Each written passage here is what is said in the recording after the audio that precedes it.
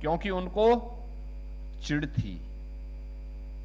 और आज वे लोग यही काम करके समाज को अपमानित करने का काम करते हैं। वे संवैधानिक संस्थानों का अपमान करते हैं। संसद के बारे में टिप्पणी करेंगे, प्रधानमंत्री जी के बारे में, प्रधानमंत्री जी सबका साथ और सबके विकास की बात करते हैं, उनके बारे में अपमानजनक टिप्पणी करेंगे। चुनाव आयोग के बारे में टिप्पणी करेंगे, न्यायपालिका के बारे में टिप्पणी करेंगे। भारत के संवैधानिक संस्थानों के बारे में और भारत के राष्ट्रीय प्रतीकों पर उंगली उठाने का मतलब बाबा साहब भीमराव अंबेडकर के द्वारा बनाए गए संविधान का अपमान, और बाबा साहब भीमराव अंबेडकर के द्वारा बनाए गए संविधान का अपमान का मतलब बाबा साहब भीमराव अंबेडकर का अपमान। और भारत का वंचित, भारत का गरीब, भारत का दलित यह स्वीकार नहीं कर सकता है। लेकिन यह उनकी फितरत बन चुकी है। वे वंदे मातरम का अपमान करेंगे, राष्ट्रगान, राष्ट्रगीत का अपमान करेंगे, समाज को जाति के नाम पर बांटेंगे। और जब सत्ता में थे तो केवल अपनी परिवार के भरण पोषण के लिए सब कुछ करते थे। ये है समाज को बांटने वाले लोग, सामाजिक वैमनस्यता पैदा करके तुष्टीकरण के नाम पर राष्ट्रीय सुरक्षा के साथ खिलवाड़ करने का काम।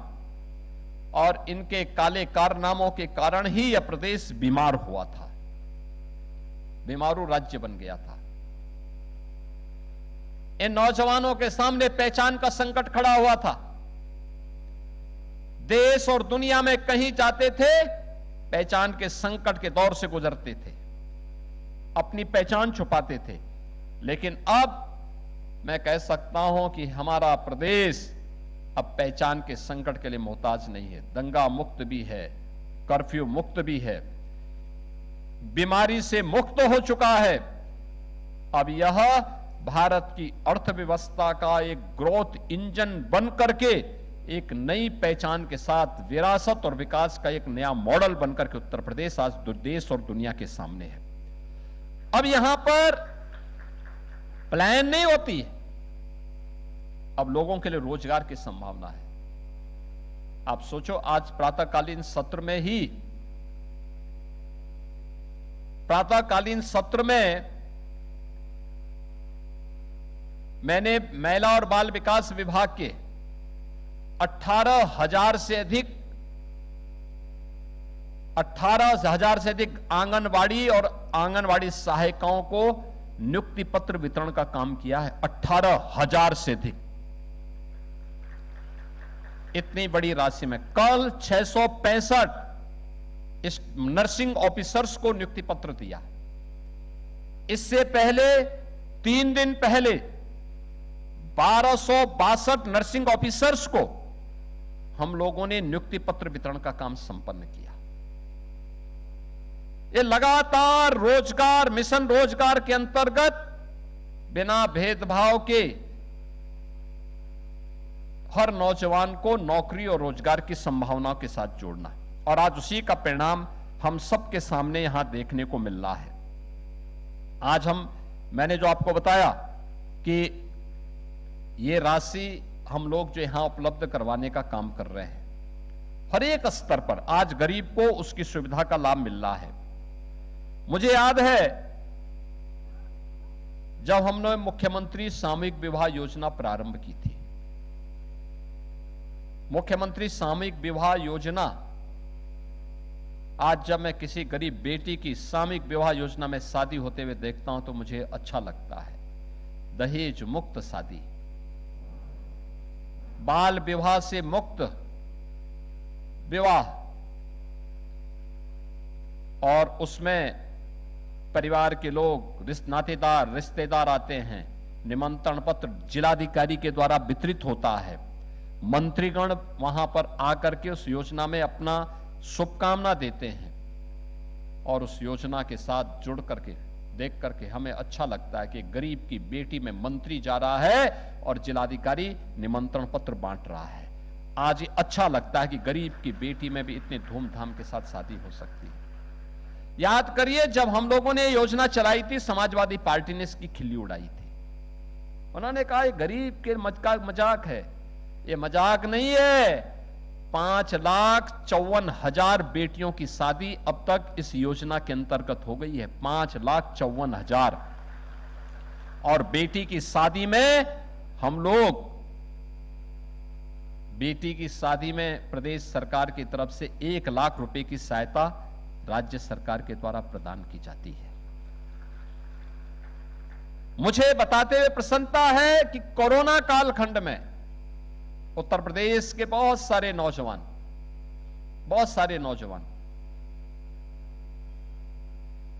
उत्तर प्रदेश के नौजवान कोचिंग के लिए दूसरे राज्यों में गए थे। लॉकडाउन लगा, परिवार में चिंता हुई।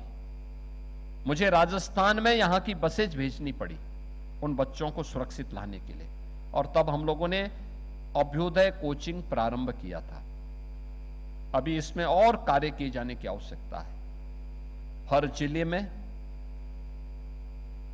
वर्चुअल भी और फिजिकली भी इस प्रक्रिया को तेज करने की आवश्यकता है। मेरा मानना है बहुत ही बेहतरीन इसके परिणाम आ सकते हैं, और भी अच्छे परिणाम आ सकते हैं।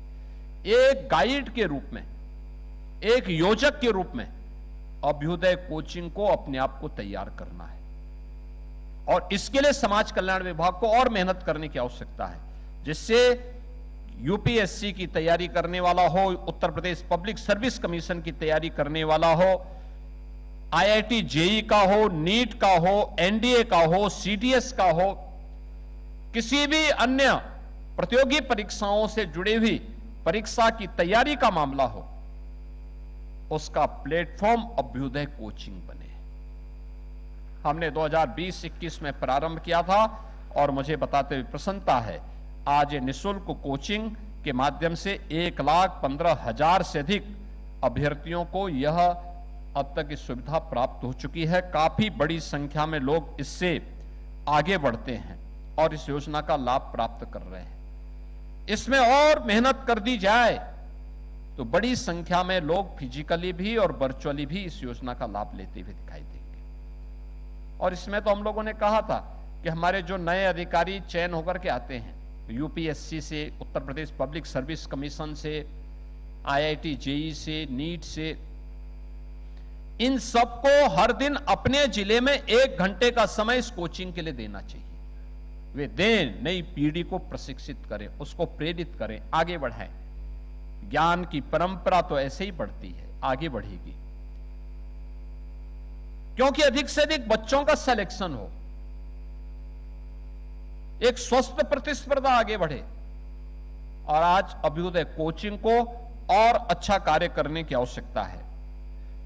आदरणीय प्रधानमंत्री जी ने प्रधानमंत्री मातृ वंदना योजना में, इस योजना में भी 26-27 के लिए 525 करोड़ रुपए का प्रावधान किया है, और बेटी के जन्म लेने से लेकर के स्नातक तक की पढ़ाई के लिए भी हम लोगों ने पिछले 7 वर्ष में 26 लाख बालिकाएं इससे लाभान्वित हो रही हैं। 26 लाख बेटियां मुख्यमंत्री कन्या सुमंगला योजना से लाभान्वित हो रही हैं, जिसमें 25,000 रुपए की राशि हम 6 स्टेजेस में बेटी के खाते में उपलब्ध करवाते हैं। और मुझे बताते हुए कि हमने नए बजट में भी 400 करोड़ रुपए की व्यवस्था इस योजना के अंतर्गत की है, जिससे उन बेटियों को इस योजना के साथ जोड़ करके लाभान्वित किया जा सके। आज मुझे बताते हुए प्रसन्नता है कि सरकार ने नए बजट में ढेर सारे प्रावधान किए हैं। कामकाजी महिलाओं के लिए छात्रावास का निर्माण, लखनऊ, गौतम बुद्ध नगर, गाजियाबाद, इन सभी में 500 क्षमता की छात्रावास के निर्माण के लिए धनराशि उपलब्ध करवाया जा रहा है। मुख्यमंत्री श्रमजीवी महिला छात्रावास में मेरठ, प्रयागराज, गोरखपुर, कानपुर, झांसी, आगरा में 500 की क्षमता के लिए भी आधुनिक छात्रावास के निर्माण के कार्य किए जा रहे हैं, और इसके लिए भी धनराशि है।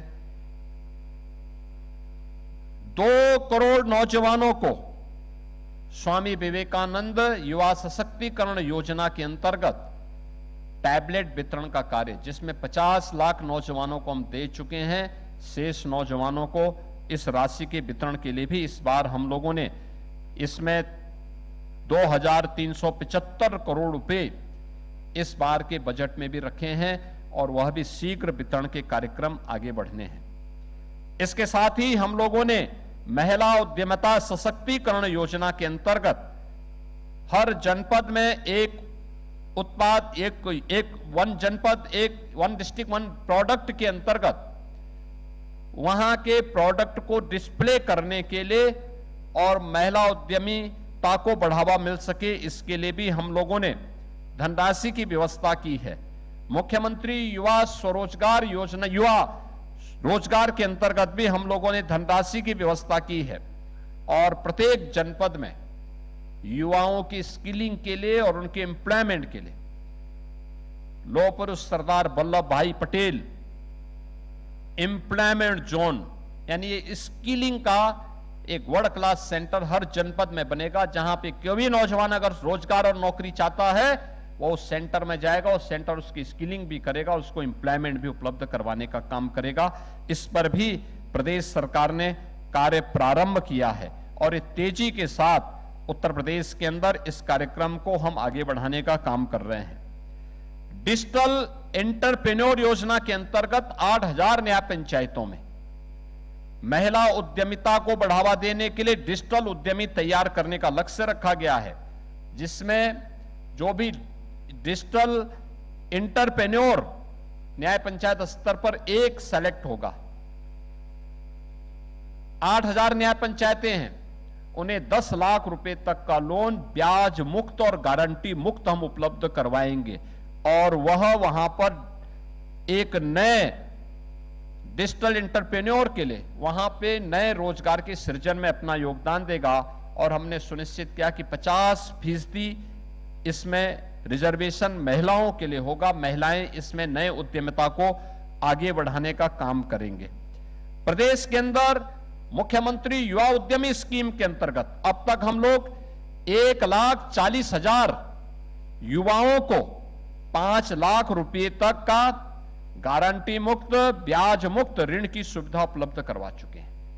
यानी 1,40,000 नए युवा उद्यमी प्रदेश के अंदर पिछले 1 वर्ष के अंदर तैयार हुए हैं और हमारा प्रयास है इसको और मजबूती के साथ आगे बढ़ाने का काम हम कर सकेंगे।